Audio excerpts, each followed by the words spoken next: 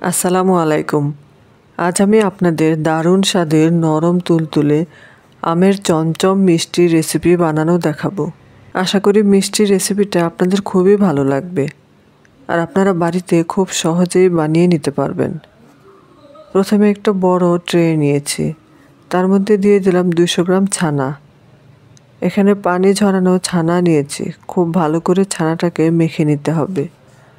প্রায় 4 থেকে 5 মিনিট খুব ভালো করে মেখে নিচ্ছি যেন ছানাটা একেবারে নরম হয়ে যায় আর ছানার মধ্যে যেন কোনো রকমের পানি না থাকে, তাহলে কিন্তু মিষ্টিগুলো খুব একটা ভালো হবে না। একেবারে সুন্দর করে পানিটা ঝরিয়ে তারপর ছানাটা নিতে হবে। প্রায় 5 মিনিট খুব ভালো করে মেখে নিয়েছি। এখন আমি দিয়ে দিচ্ছি হাফ চামচ ময়দা ও হাফ চামচ চিনি।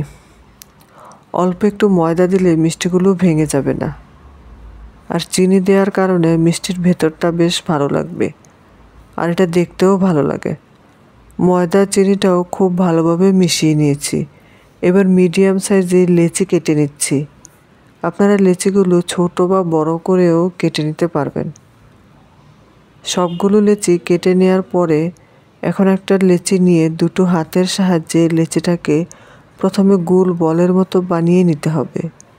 তারপর এইভাবে লম্বা শেপ দিতে হবে আর সাইডগুলোকে একটু ভালোভাবে প্রেস করে দিতে হবে যেন দুদিকেই সমান হয়। সবগুলো চমচম মিষ্টি এইভাবে রেডি করে নিয়েছি। এবার একটা কড়াই চুলাতে বসিয়ে দিলাম।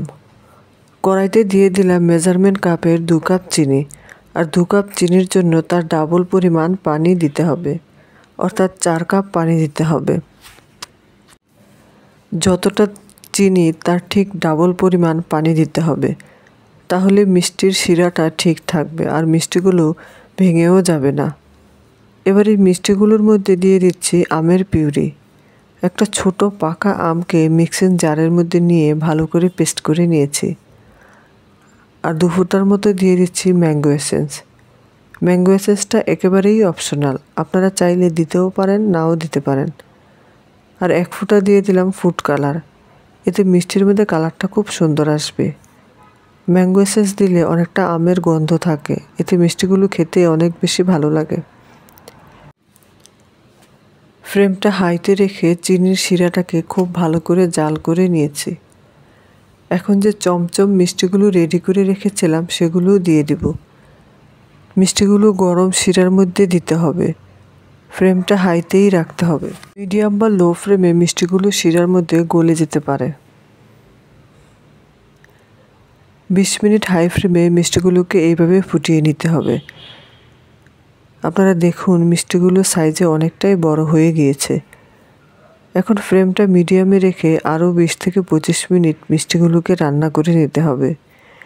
এতে মিষ্টিগুলো আরও সুন্দরভাবে রেডি হবে। মোটামুটি 45 মিনিটের মতো সময় লেগেছে। চমচম মিষ্টিগুলো রেডি হয়ে গিয়েছে। এবার একটা প্লেটের মধ্যে সার্ভ করে নিয়েছি। আর এই দারুণ স্বাদের চমচম মিষ্টির রেসিপিটা শেষ পর্যন্ত দেখার জন্য অসংখ্য ধন্যবাদ। এই মিষ্টির রেসিপিটা ভালো লেগে থাকলে ভিডিওতে একটা লাইক ও চ্যানেলটিকে সাবস্ক্রাইব করার অনুরোধ রইল। আপনারা সবাই ভালো থাকবেন, সুস্থ থাকবেন। আপনাদের সঙ্গে আবার নতুন রেসিপি নিয়ে দেখা হবে। আল্লাহ হাফেজ।